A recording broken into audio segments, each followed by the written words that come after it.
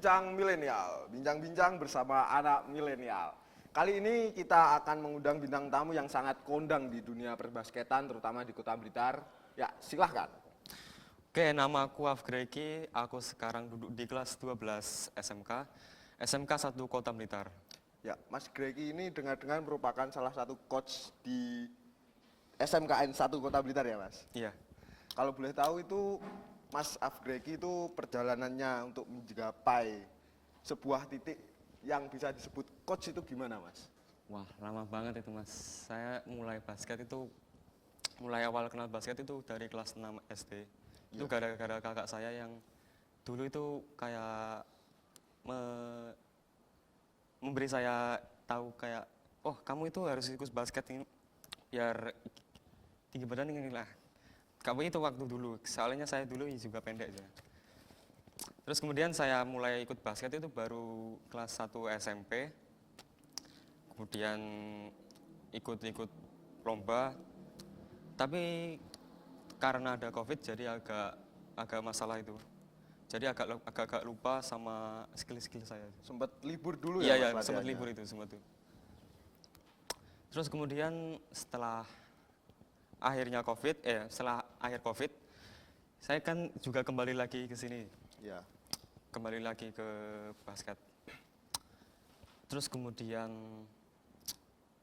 kelas 1 SMK ini saya mulai agak lebih jago dari SMP. Akhirnya saya kelas 3 ini sudah jadi coach di SMK. Coach ya. Kalau boleh tahu Mas Greki itu dari kecil tuh latihannya sama kakak Mas Afgreki atau ikut klub atau gimana, Mas? Untuk yang awal-awal dulu saya ikut sama kakak dulu. Kemudian pas SMP aku dulu sempat masuk klub di klub Blitar Basketball. Tempatnya di GOR Soekarno-Hatta ya. Iya. Kemudian ya udah setelah itu keluar terus di sini aja. Jadi ikut organisasi basket di SMKN 1 Blitar ya? Iya, sekarang. Terus Mas Afgreki ini ngomong-ngomong kalau soal prestasi ya. Mulai dari Mas Afgreki pertama kali memulai karir basketnya itu, apa perayaan juara yang Mas Afgreki dapatkan? Aku pernah, kalau pertama itu pernah juara 3 Mas Yan. Juara 3 ya? Di Talun. Kemudian itu waktu kelas berapa Mas Afgreki? Kelas 1 kalau nggak salah. Kelas 1? Iya, kelas 1 SMP. Kemudian pandemi nggak ada basket lagi. Terus kemudian cuma menang-menang kelas mid doang. Terus waktu SMA ini belum ada lomba itu ya? Belum ada. Tapi Mas Afgreki ini terakhir mengikuti latihan bersama-sama teman-teman di SMKN 1 Blitar. Itu apakah sudah menjadi coach atau baru dilantik? Oh, belum. Aku pertama kali masuk di SMK ini, ya.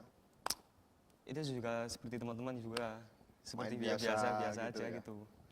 Kemudian lama-lama kayak nggak ada yang megang, ya. Akhirnya ya aku yang jadi coach. Jadi kurang lebih basketball di SMKN 1 Blitar ini sebelumnya itu kurang dikelola dengan baik itu ya, Mas? Ya, kurang ada perhatian lah dari sekolah. Lalu Mas Afgreki ini timbul niat untuk menggerakkan gitu ya, Mas? Iya, kurang lebih gitu. Terus setelah Mas Afgreki ini menjadi coach ya, apa yang Mas Afgreki rubah di basketball SMKN 1 Blitar? Yang saya rubah pertama itu soal fundamental. Jadi kayak bukan fundamental itu kayak cara bermain basket yang benar itu gimana, kayak form shooting atau kayak penjagaan atau gimana itu. Kemudian yang kedua itu kayak ya juga mental. Itu mental penting. Kalau saat turnamen itu juga penting banget. Biar gak down atau gimana gitu. Terus apa lagi? Kayaknya udah itu aja. Gitu. Jadi fundamental sama mental ya, teman-teman. Jadi ini waktu dulu di SMKN 1 Blitar ini di sini sangat kurang dikelola ya, terutama untuk ekstra di basketball. Lalu Mas Afgreki ini mempunyai niat untuk menggerakkan dan menghidupkan kembali ya, Mas? Ya, kurang lebih gitu.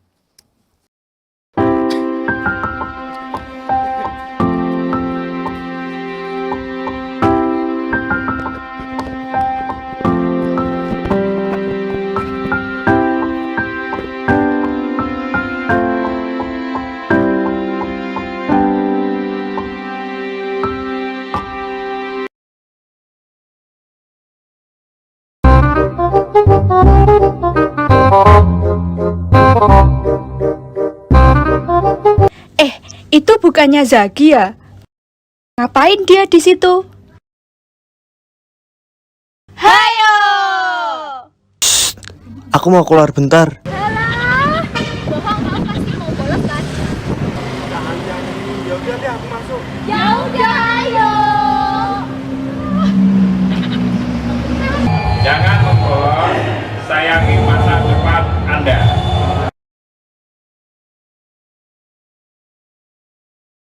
Selanjutnya itu kalau ngomongin masalah kendala ya Mas. Tentunya pasti banyak nih kendala perjalanan Mas Afgreki mulai dari player biasa sampai bisa jadi coach nih. Kendalanya itu apa aja Mas? Itu kendala dari apa? Dari SMA atau dari SMP atau gimana? Atau Itu beda-beda ya Mas berarti kendalanya? maksudnya kayak langsung jadi player ke coach itu maksudnya dari SMA itu? Iya, gimana Mas? Untuk kendalanya itu cuma sebenarnya nggak terlalu rumit sih menurut aku gitu. Lebih ke kalau jadi untuk memulai jadi coach itu asal ada komunikasi yang baik antar pemain. Jadi kayak dipercaya gitu aja lah. Jadi kita membangun sebuah komunikasi sesama pemain, terus ya udah aku ditunjuk jadi coach gitu. Jadi itu perjalanan untuk menjadi coach itu ditunjuk ya Mas? Ya kurang lebih gitu.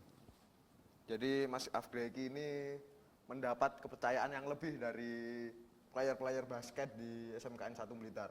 Terus untuk Mas Afgreki rencana ke depannya, apa yang Mas Afgreki bakal lakukan setelah menjadi coach ini? Apakah misal ada turnamen Mas Afgreki lebih diaktifkan lagi atau gimana Mas rencana? Oh kebetulan ada event dekat ini Iya. di Semaga ini. Jadi ini mau merekrut yang apa itu? Yang perempuan. Sebelumnya itu yang perempuan nggak ada ya. Oh, yang jadi untuk perempuan ya. Cuman laki-laki aja Mas? Iya, untuk yang tim perempuan ya. Kemudian ya kurang lebih kayak melatih biasa lah gitu. Lebih melatih Iya. tadi fundamental Skill, sama skill. mental. Ya, untuk pesan dan kesan Mas Afgreki ini selama menjadi player di SMKN 1 Blitar dan juga menjadi coach di SMKN 1 Blitar ini apa aja Mas Afgreki? Untuk pesan dan kesan aku itu cuma simpel. Diam bukan berarti lemah. Gitu.